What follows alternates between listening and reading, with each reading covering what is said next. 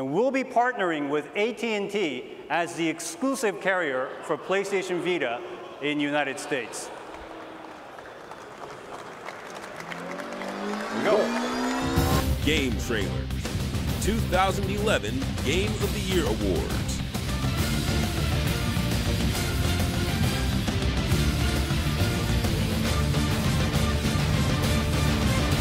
Biggest news story.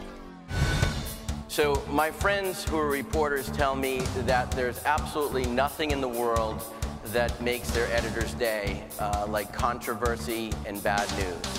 2011 is one of the biggest news years in video game history, and we mean the entire span of the media. The 5 stories listed here echo past our insular world of message boards and rippled into the mainstream. Massive blunders, hardware announcements, and the highest court of the land dwarf petty publisher bickering and developer musical chairs that have made this list in years past. I'd like to leave you with that good old EA Sports saying. And the nominees are... Nah, I can't do that. 3DS price cut. It's startling to think of the mass quantity of 3DS systems sitting on store shelves during its launch, but it's shocking to see the steps Nintendo took to rectify what could have been a Virtual Boy-style fiasco. In less than 6 months, the price dropped to $80, causing Nintendo to lose money on each unit sold.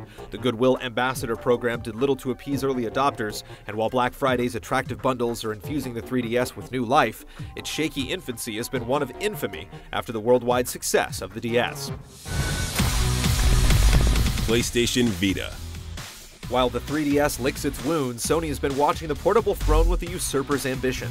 The Vita was revealed to the world as the NGP, the next-gen portable. It sports a lusty laundry list of features that grows with every trade show. A luscious OLED screen, innovative rear touch controls, and developer support by way of Call of Duty, Uncharted, and even BioShock. The proverbial cherry on top is the price, clocking in at $250. While the traditional handheld's future is an open question, there's no denying the Vita stakes a claim as a newsworthy item. $249. Yeah. Sony hacked. This isn't the first time that I've come to the stage at an E3 press conference with an elephant in the room. And of course, I'm referring to the PlayStation Network outage. On April 20th, Sony shut down its PSN service following a massive hacker attack. Sony's response? They were investigating, passwords and credit cards might have been stolen, and the system should be patched and up in about a week. It took over 3 weeks and cost Sony $171 million before service was restored. While free games and PSN Plus softened the blow, this is one event that left hardware crippled and people nervous. And that is something we absolutely do not take lightly. Supreme Court for video games.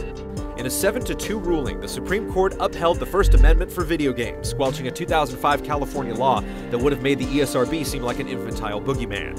The ruling affirms that freedom of artistic expression is protected by our Constitution.